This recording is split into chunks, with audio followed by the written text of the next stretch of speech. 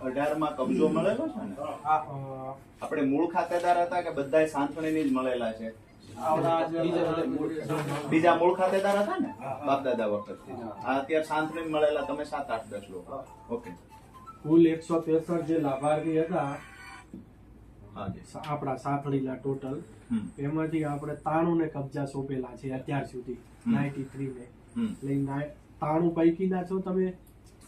93 ને જેને કબજા સોંપ્યા છે સમયાંતરે 18 માં સોંપ્યા છે, અગાઉ પણ સોંપ્યા. એમાં નહીં છે જેને કબજો સોંપેલો સાંથળી વાળા લોકો છે એ કેટલા છે? છે ને? હા, ઓકે. મૂળ વાત આ લોકો અત્યારે કબજો ધરાવે છે જે લોકો. હવે આ પ્રશ્ન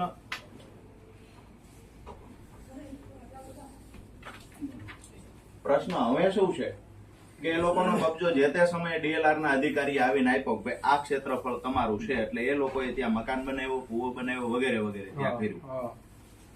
અત્યારે આમાંથી એક પણ વ્યક્તિને સાહેબ જેને જે જમીન ફાળવવામાં આવી છે, અત્યારે જેને કબજા સોંપવામાં આવે છે, આમને કોઈને વાંધો નથી. જેનું દબાણ હશે એ સ્વેચ્છાએ જ ખાલી કરી દેવા તૈયાર છે. બરાબર. પણ વાત એ છે સાહેબ કે 3 મુદ્દાઓ મહત્વના. એમાંનો એક કે આ લોકોનું જે ક્ષેત્રફળ છે, જે તે સમયે કહેવામાં આવ્યું કે આ તમારું ક્ષેત્રફળ છે, ત્યાં બાઉન્ડ્રી માટે વાઇડ છે, ઝાડ છે. હવે એ લોકોને કહેવામાં આવે છે કે તમારી જગ્યા અહીંયાથી 4 વીઘા કપાઈ જાય છે, 2 એકર, આ તમારી જગ્યા આગળ છે. બરાબર. પ્રશ્ન શું થાય છે? આગળ છે એટલે કાં તો એના ભાઈનું છે, કાં તો કુટુંબમાં બીજાનું છે. હવે કોઈના ખેતરમાં આ લોકોને ઘુસાડશે અને અહીંયા જેને અત્યારે કબજા આપે છે એ પોતાનો શેઢો બનાવીને બંધ જેસીબી થી ગટર કરીને આ લોકોને ઘટાડી દે.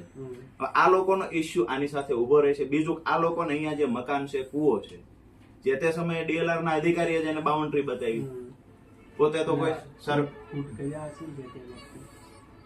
હા બાઉન્ડ્રી કરી, હા ખૂટ બી હતા સાહેબ, ખૂટ હતા જ.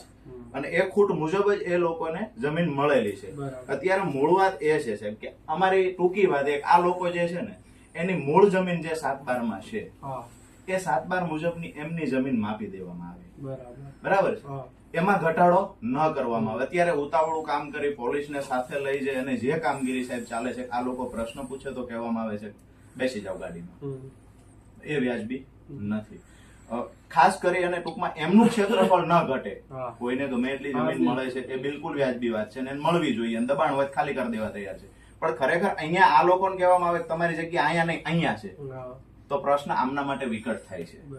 એટલે જે જગ્યા ફાળવવામાં આવી છે એમાં કઈ ભૂલ થઈ હોય તો એ ભૂલ સુધારવામાં આવે. આમને જે જગ્યા ઉપર છે ત્યાંથી એમને ખોટી રીતે હેરાન કરીને ખાલી કરાવવામાં આવે. એવા કેટલા જણ ટોટલ કેટલા થાય છે કે જેને આગળ કેટલા જણ આમાં તમારી